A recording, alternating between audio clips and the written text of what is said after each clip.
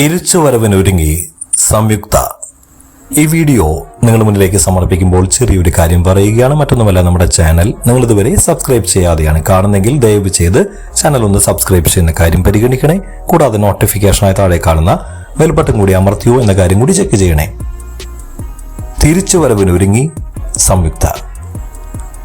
മലയാളികൾക്ക് ഏറെ പ്രിയങ്കരിയായിരുന്ന നടിയായിരുന്നു നടി സംയുക്ത വർമ്മ. 3 വർഷം മാത്രം നീണ്ട ചുരുങ്ങിയ കാലയളവിൽ തന്നെ ഓർക്കാൻ ഒട്ടനേകം കഥാപാത്രങ്ങൾ അവർ നമ്മുടെ മലയാള സിനിമയ്ക്ക് വേണ്ടി നൽകിയിരുന്നു. നടൻ ബിജു മേനോനുമായുള്ള വിവാഹത്തിന് ശേഷം താരം പിന്നീട് സിനിമയിൽ അഭിനയിച്ചിരുന്നില്ല.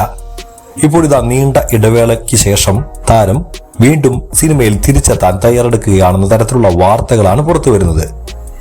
ധന്യവർമ്മയ്ക്ക് നൽകിയ അഭിമുഖത്തിലാണ് താൻ കഥകൾ കേൾക്കുന്നുണ്ടെന്ന് താരം വ്യക്തമാക്കിയത്. കഥകൾ കേൾക്കുന്നുണ്ട്, ബിജുവേട്ടനാണ് കഥകൾ കേൾക്കാൻ പറഞ്ഞത്, അതിനാൽ കേൾക്കുന്നുണ്ട്. ദക്ഷ് ബാംഗ്ലൂരിലേക്ക് പോയതിനാൽ എനിക്ക് ഒന്നും ചെയ്യാനില്ല, എനിക്ക് കുക്കിങ്ങിലൊന്നും താല്പര്യമില്ലാതെയായി. അപ്പോഴാണ് ബിജുവേട്ടൻ കഥകൾ കേൾക്കാൻ പറയുന്നത്. സംയുക്ത വർമ്മ പറയുന്നു, കഥകൾ കേൾക്കുന്നുണ്ട്, പക്ഷേ എനിക്കൊരു ആത്മവിശ്വാസം വന്നിട്ടില്ല.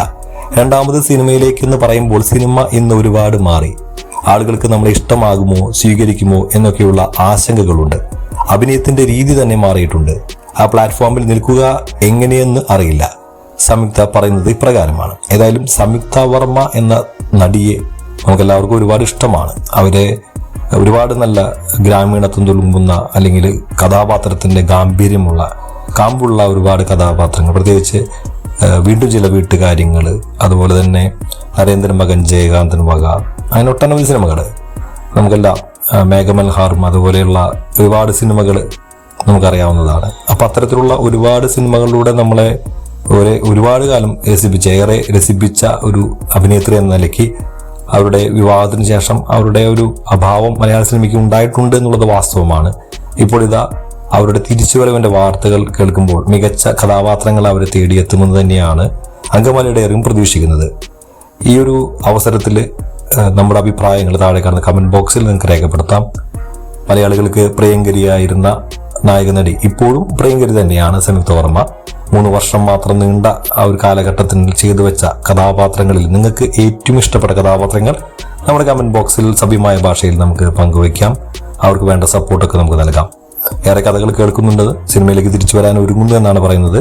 മികച്ച കഥകൾ അവർക്ക് സ്വീകരിക്കാൻ പറ്റട്ടെ, മികച്ച കഥാപാത്രങ്ങൾ അവർക്ക് ലഭിക്കട്ടെ.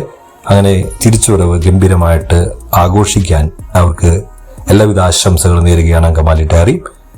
ഈ വീഡിയോ നിങ്ങൾക്ക് ഇഷ്ടമായി കരുതുന്നു. വീഡിയോയെക്കുറിച്ചുള്ള നിങ്ങളുടെ അഭിപ്രായങ്ങൾ താഴെ കാണുന്ന കമന്റ് ബോക്സിൽ ദയവ് ചെയ്ത് രേഖപ്പെടുത്തുക. മറ്റൊരു വീഡിയോയുമായി നമുക്ക് വീണ്ടും കാണാം. അതുവരെ എല്ലാവർക്കും bye bye. This is Pinto Angamaly signing out. Angamaly diary.